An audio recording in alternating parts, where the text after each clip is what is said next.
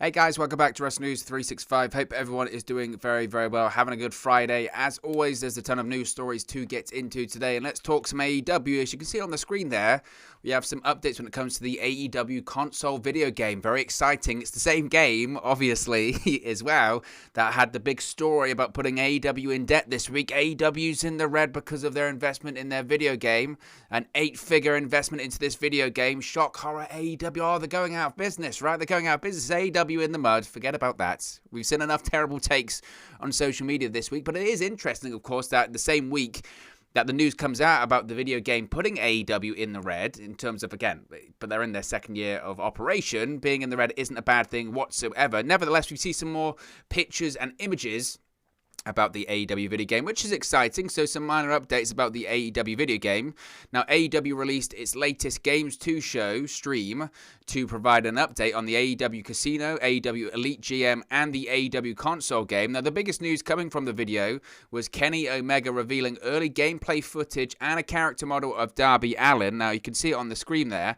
Now, when it comes to the AEW Elite GM, we will get onto the screenshots. I can't actually show the footage because sometimes when it comes to, this is a peek behind the curtain, but sometimes when it comes to AEW, if you actually show footage, they've got some pretty strict copyright laws, as they should do. I mean, it's their footage, but they've got some pretty strict copyright laws. I don't want to go anywhere near that, so we'll just do screenshots for now. But before we do show them, I do want to talk about the Elite General Manager beta because I was actually a part of that. Now, I didn't have a ton of time to play it, but I did have a play around, and it looks pretty interesting for a mobile game. Mobile games are what they are.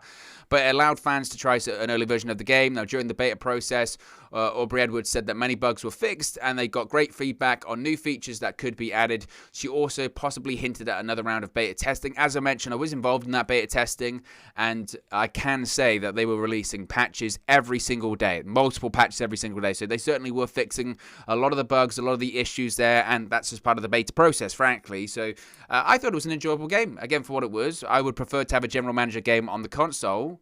But look, I'm going to be honest here. When I talk about the AEW games and WWE video games and pro wrestling video games in general, I was a pro wrestling video gamer when I was younger. I come up through the generation of playing, unfortunately, the likes of In Your House or WWE, was it Warzone? On the PS1, I obviously had the games as well of the likes of SmackDown Know Your Role. SmackDown 2 Know Your Role arguably is one of my favorite games ever. And I know that probably will shock people because people will say, oh, SmackDown Here Comes the Pain or SmackDown Shut Your Mouth was better. Probably it was. SmackDown vs. Raw, like the first SmackDown vs. Raw games were incredible. Once they introduced General Manager mode to those SmackDown vs. Raw games were just amazing. The amount of hours I put into playing those games is incredible. There's a reason why Up, Down, Down still use that game mode today because it's that popular. But there was just something about SmackDown 2 Know Your Role when I was younger that I was playing that I was obsessed with, absolutely obsessed with. The career mode on that, picking the title division that you were in, unlocking Stone Cold Steve Austin as the big unlockable character in that game. I was just such a fan. But as you get older, sometimes you move away from console games and all that kind of stuff. So certainly I haven't played the WWE games for a long time, and it looks like I haven't been missing out on that because, frankly, they've looked to be pretty terrible. I even played the TNA Impact game back in the day, and that was, talk about a game that was ahead of its time. The graphics on that game were incredible. Look at the WWE graphics recently. Fairness to AEW's, we're going to get into the screenshots here. Let's get into the screenshots now, actually. So you can see the graphics look to be pretty good. This was the character image of Darby Allin. And again, you can see the details pretty good. Again, it doesn't do too much justice in terms of when you can't really see it in action. Again, I wish I could show you the video, but unfortunately I can't. But you can see they've got the updated tattoos and the graphics look pretty decent, I would say. You would hope, considering the consoles that they're going to be on, they would be pretty good. But you can see close-ups of his tattoos on his arm and his hand. You can see some of the screenshots here of when his sort of movesets. The punches look pretty good. It's funny because a lot of people were memeing on social media and commenting on social media that the latest AEW signing is the Green Man. Yes, the Green Man that you would see on SmackDown vs. Raw. When you're doing when you would create your own wrestler, right? You would create your own wrestler and you would do the movesets and you would go through all of the moves and you would do it on the green and red guys. And it looks like AEW have signed the green guy from SmackDown vs. Raw all of those years ago. So there's some footage of Darby Allin doing a springboard version of the coffin drop, which was pretty exciting to see. You saw, again, some better footage of him on the outside. And again, what the arena is going to look like. It's the arena that you would see, what we used to see prior to the pandemic for AEW Dynamite. So that would be on TNT with the two entrances in the AEW stage. Interesting to see if that's going to come back, actually. As you can see there, a coffin drop on the outside as well. So look, it's interesting updates when it comes to the game. And it's exciting to see what this game is going to look like. Certainly they're taking their time with it, as I think they should. A lot of people, I think, are going to get maybe a bit too impatient when it comes to this game. You have to realize how long these games take, and frankly, there's probably a reason why the WWE games over the course of the last few years have been so bad. And obviously they took a year out essentially because the last game was so bad. But there's a reason why the WWE games were so bad, is because they were essentially releasing the same game every year. It was very cookie cutter, and very much of this, they had the same gameplay system. They just changed some of the graphics. That was it. So AEW, considering you've got prominent members of the gaming community, especially people like Kenny Omega, who are very well known for gaming and all that kind of stuff. Aubrey Edwards used to work in mobile gaming before she even came into AEW. So you would hope the mobile games are going to be good from someone that used to work in that industry. And Kenny Omega has been very hands-on with that process. So time will tell. Time will tell. Look, they're staking a lot of money and a lot of reputation on this. So they know they've got to get it right. And I think they realize, and this is smart from AEW's point of view, they realize, look, WWE, when it comes to the games, they have been dropping the ball for a while, right? They've got lazy. There's no competition in that field. And if you do a good game, there's money to be made. And I think AEW realized that you have to pick your battles, really. And they realize, actually, one of the battles we can beat WWE in is if we do a better video game. If we're known as the industry leader in terms of the pro wrestling space, we have the best pro wrestling console game out there. That's a big deal. That's a big deal. And I think AEW realize in terms of, a brand awareness as well, if they get the best pro wrestling video game out there, people that maybe aren't fans of AEW might not even be aware of AEW. They only know WWE, and those lapsed WWE fans that don't watch WWE anymore, but they still play video games, they might see, wait a minute, what's this AEW thing? I've never heard of them before. This is the new pro wrestling thing. I'll play the game. Oh, I like these characters. Maybe I'll watch the TV show. Sometimes that's how it works. You cast your net out wide and then bring those fans in. So it's a heavy investment. The game is still in development, but these are positive signs. So time will only tell. Again, they show the footage they want to show, but the graphic looks pretty cool, and time will only tell. Now, yesterday we did a story, obviously, teasing the Trios Championships coming into AEW. Now, this all stemmed from AEW doing some social media teases, hyping up possibly a new championship coming, or it was a slow reveal of a championship coming out of one of those velvet bags that they carry around the championships in. Now, I did stress during yesterday's video, most likely it was going to be the World Title Replica bouts coming out soon, and that stemmed from... the tease they did on Twitter was very difficult to decipher, in fairness, because you couldn't really tell. You couldn't really tell what the championship was, and it could be possibly hinting at something else. In addition to that, they kind of paralleled the announcement with some announcement that was going to be made on Dynamite and all that kind of stuff. So people were saying, well, does it mean Trios Championships are coming?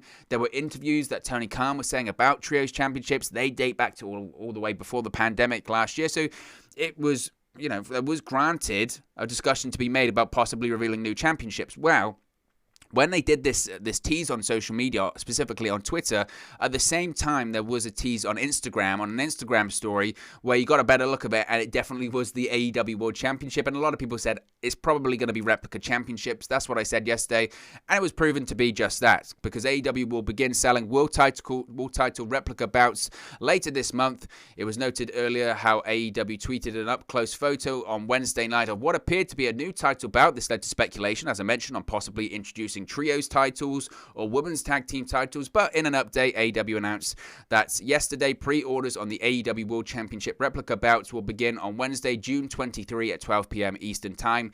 Now, there's no word yet on how much these replicas will cost and how much they will be sold for, but this is the first replica that the company has released. So you can see the announcement there on the screen. I'm not one for buying replica bouts. They are incredibly expensive. But I'm not one of those people that's going to judge people for buying them. There's been this weird, I don't want to say topic, but there's been this sort of weird narrative on social media recently about how pro wrestling fans spend their money, and if they're overcharged or if they're overpaying or whatever. And I'm always have the point of view that if you're willing to pay that, then that's fine. That's your decision. We spoke about this when it comes to Braun Strowman, right? when it comes to his asking price. Oh, Braun Strowman is charging all of this money for his post-WWE appearances. How dare he? And my response to that at the time was, if the promoter wants to pay it, then they'll pay it. That's their decision. That's Braun Strowman's decision. That's how much he feels his worth is. That's fine. It's the same for anything, really, pro wrestling or not. If AEW feels, okay, this is how much our Replica title bouts cost, they are a business at the end of the day. That's their price. If you want to pay it, you can pay it. If you don't want to pay it, that's up to you. And I'm not going to judge anyone for paying. I'm not going to go, oh, you're stupid, you're silly, I can't believe you paid for that. And it's the same with WWE and the cameos recently, right? Hell in the Cells this weekend, and WWE doing their limited cameos from some of their superstars again. And they're expensive, obviously. And some people are saying, oh, I can't believe it. I can't believe people would be willing to pay that. Well, if that's what they want to pay, that's what they want to pay. And it seems the meet and greets as well. I can't believe people would want to pay that much for the money for the meet and greets. How dare they? That's up to them. I'm not going to judge anyone. That's their money. However they earned it, they earned it. They earned it, and that's their money to spend, right? So up to them. Up to them. Spend your money how you want, right? Who has an issue with that? People that do, again, it's just people looking to complain about just nonsensical stuff, frankly. MJF is in the cryptocurrency market. This is certainly an interesting story. Now, AEW star MJF recently revealed that he has released his own cryptocurrency by joining hands with Rally. The leader of the Pinnacle is the first pro wrestler to step into the world of digital assets by introducing his own creator coin. Now, the AEW star announced this via Twitter in a trademark in-character tweet. MJF stated that other famous cryptocurrencies like Dogecoin and Bitcoin were garbage when compared to his. He said, Doge, garbage, Bitcoin, garbage, MJF coin, better than you, and you know... click the link after reading or stay poor. I don't care. That was what MJF tweeted, which is certainly interesting. Now, MJF's profile page also reeks of arrogance, in which he claims his cryptocurrency is better than everyone else's. It says, my crypto coin is better than yours and you know it. Check Twitter for random giveaways for whoever is holding the most. MJF, the profile read.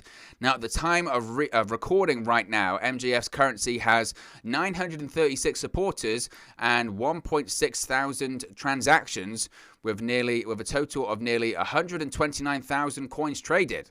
The coin owners receive some creator benefits and rewards in proportion to their investment being made. Fans can also expect Salt of the Earth to give a throwaway mention to his new venture on any future promos on AEW Dynamite. So this is certainly very interesting. Very interesting. I will be totally honest. I mentioned earlier that I don't know a ton. I don't know a ton about gaming in terms of pro wrestling. I know what I liked playing when I was younger. Certainly don't know a lot about cryptocurrencies. We see it all in the media. We see it all in the news. We see those tweets, those very annoying ones, to the moon. Oh, I can't wait for this, this huge cryptocurrency boom today, all that kind of stuff. I'll be totally honest, I don't really get it that much. I don't pretend to. But it's interesting. Now, he did follow up MJF, if you're worried about the legitimacy of all of this. He did tweet, quote, Rally is an eco-friendly platform, not that I care. He also said, environmental impact completely negligible on Rally. The biggest thing that creates environmental impact is what's called proof of work transactions. This is a process where millions of computers around the world race to process a transaction, and the computing power that requires eats up a ton of electricity. Because Rally operates on what's called a side chain, there are zero proof of work transactions that take place within the Rally ecosystem.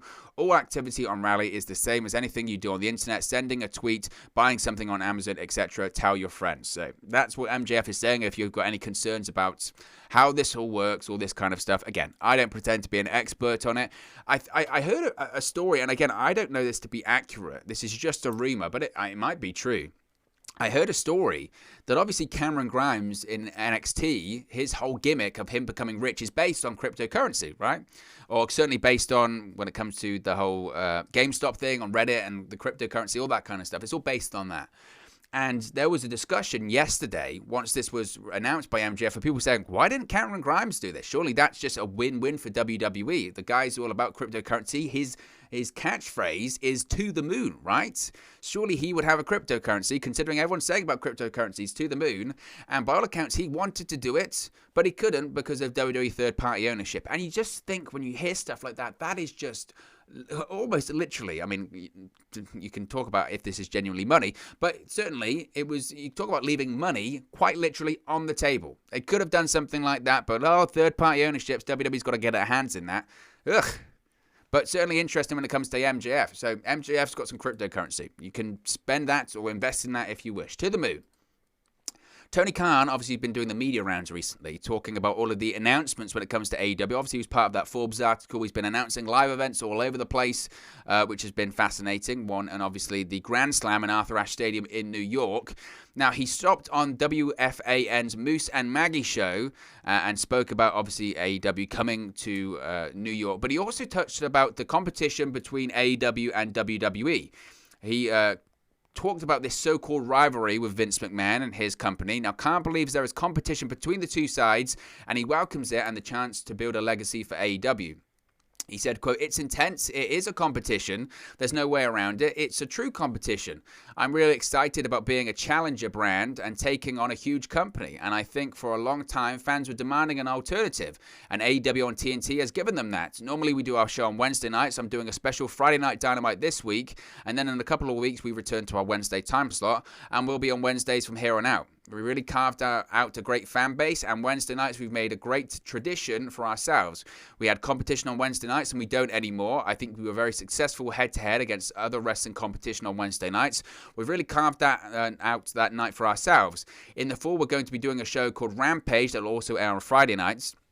And I think hopefully with the Friday Night Dynamite we're this week, and the shows we've been doing recently, we're building a nice tradition of AEW on Friday nights also. So that's certainly interesting. Well, look. You could talk until the cows come home about whether AEW is or is not competition to WWE, right? That's people will always say, no, they're not competition to WWE. I think any pro wrestling program is competition to anyone, right? That's just what it is. They're all competing in the same space. It's not to say that they can't, but if you're a pro wrestling company, you're going to be and there's another pro wrestling company. Of course, you're competitors. Even the people that AEW are working with are competitors in that pro wrestling landscape because they're all competing for maybe not the same fan, but the same pool of pro wrestling fans and the same talents. Certainly, that's why you see talents go from company to company. Is AEW legitimate competition to WWE? It depends on what you're measuring it on, right? It depends on what you measure it on. I think it's absolutely an argument. And WWE, are they threatened by AEW? They certainly pay attention, put it that way. Are they threatened by them? I don't know. Maybe not now. In the future, who knows? Who knows what can happen when it comes to AEW? And they are expanding, and certainly they have been a success. Again, people can talk about they're not profitable, but they would be if it wasn't for the video game investment. I think they will be later on this year. Tony Khan has said that themselves. Returning to touring, new shows, new licensing, merchandising agreements, ticketed events. I think it's inevitable. And frankly, that they're at that point within 2 years in existence for any company, irrespective of pro wrestling. It's a massive deal. So I think in that sense, of course they are competition to WWE. And they're in the pro wrestling landscape. Of course they are competition to WWE. That's just how this stuff works. Now, are they in competition of Monday Night Raw ratings or SmackDown ratings? No. But not wanting to drudge up the Wednesday Night Wars or anything like that, but they beat NXT, and people say it wasn't competition. Well, why did WWE put on a pro wrestling show in the same time slot on the same night? Because they were competition, and WWE were threatened by AEW, and they pay attention. There's no doubt WWE doesn't pay attention. And I know people will look at this comment by Tony Khan and say, oh, they're not true competition, but they are. They are competition. And people will then say, well, WWE is beating them. If it is a competition, well, yeah, that's to be expected. AEW's been around 2 years. WWE's been around 50 plus years, right? That's how this stuff works. But, I think they are true competition to WWE. And are they an alternative? Absolutely. Of course they are an alternative. And I think the evidence of that is they have distinctive audiences. At this point, you can't say now that they have the same fan base. They have different audiences at this point, right? It was the same when it comes to the Wednesday Night Wars. We've seen that AEW audience hasn't gone over to Tuesday nights with NXT because they're a different audience. We've seen it on Friday. That audience that watches SmackDown doesn't watch Friday Night Dynamite. About 13% of them does. So WWE and AEW have distinctly different audiences. WWE traditionally more has maybe an older audience. Certainly NXT does. And AEW has a younger audience. And look, time will tell if AEW truly, competes with WWE in terms of ratings, in terms of brand exposure. That's going to be difficult. That's only going to take place over time. And who knows if that will ever happen? Who knows if we'll ever get to a point where Dynamite's beating Raw in terms of viewership? But, time will tell, and maybe they're not a true competition, but certainly they're an alternative. And I think that's the most important thing. And there are many alternatives out there right now, whether it is WWE or AEW or Impact Wrestling, Ring of Honor, MLW, NWA, New Japan Pro Wrestling, Stardom, whatever you want to call it. There are lots of alternatives to watch for a pro wrestling fan right now. It's a good time to be a pro wrestling fan because there is so much to watch. Now, I mentioned Tony Khan was talking a lot about New York and New Jersey at the moment. Well, he has announced that AEW will finally run the Prudential Center in New Jersey this September. Now, AEW announced yesterday they will be running the AEW Grand Slam out of the Arthur Ashe Stadium on September 22nd. But before that event, AEW will be coming to an area that they planned on running prior to the COVID-19 pandemic. In that aforementioned interview, AEW President Tony Khan officially announced that Dynamite will be coming to the Prudential Center in Newark, New Jersey. He said, quote, "This is not an announcement, but I'm very excited about it. We're going to be coming up and doing a show at the Prudential Center in Newark on September 15. This is a reschedule of a show we sold a ton of tickets for and had a ton of excitement around last year, right when the pandemic started. We're really excited to be coming to the Prudential Center on September 15. Now, of course, this was the original show that was going to be the first ever Blood and Guts show. This was going to have the Inner Circle versus the Elite. It was going to feature Matt Hardy in his first match, I think, replacing Hangman Page as well. It was going to be the week after Brody Lee made his debut as the Exalted One in Rochester, New York. But everything, of course, changed with the COVID-19 pandemic. And since then, they've been stuck in Jacksonville, Florida at Daly's place. So we're going to finally see AEW in New Jersey as they continue touring, as pro wrestling continues to open up, as the world continues to open up, which is very exciting. So they're going to have some great shows later on in September. You're going to have that big show in Arthur Ashe Stadium. Going to have the show in New Jersey as well. Obviously, traditionally, those Northeastern crowds are red hot. And it's going to be really interesting for AEW as well, because I know a lot of people say, well, New York, New Jersey, that's WWE country. Historically, it is. And of course, you know, it is, whether it's Madison Square Garden or in more recent history, the Barclays Center, or even Nassau Coliseum, you know, around that area. That is WWE country. So it's going to be interesting to see how AEW does there. I have a feeling they will do well. I don't think WWE has that, you know, just pure stronghold of the New York area like they used to. I know back in the day, when WCW tried to run New York or New Jersey, they didn't do well because it was WWE country.